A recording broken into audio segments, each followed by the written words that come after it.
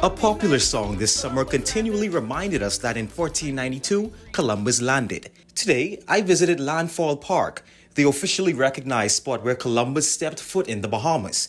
Tour guide and photographer Janet Storr tells us about the marker left in his honor. It's called the Columbus Monument, but we locally refer to it as the White Cross.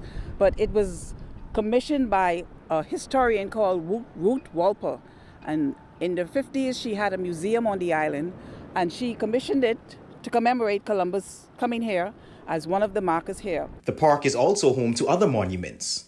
The Quincentennial Monument, and that was donated to us to celebrate the 500-year anniversary of Columbus landing here, which is the Quincentennial. So it was donated by the government of Spain. Columbus's landing also left an impression on the Japanese, who also chose to make their mark. There were persons that took the same 33-day voyage that Columbus did, and they landed here, and so it was donated to us by the Japanese. So it's a monument. It's called the Neo Santa Maria. And that's not all. The southeastern island also got a taste of the 1968 Olympics. They donated the monument to the island, and they brought runners, and they did a relay around the island with a torch. And we even had two of our locals that are still alive today that were a part of this race around the island with the torch, Mr. Philip Sands and Mr. Everett Jackson.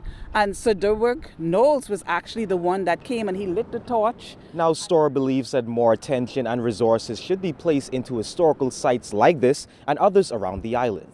Unfortunately, for a bit of time, we have neglected and not realizing the value of us having a historical site, because this is what makes San Salvador, San Salvador. This is what makes San Salvador the landfall of Columbus. And so we want to bring it back to the forefront of everybody's mind and to celebrate our island, because this is what makes us different from all the other islands. Reporting from San Salvador for Our News, I'm Joshua Williams.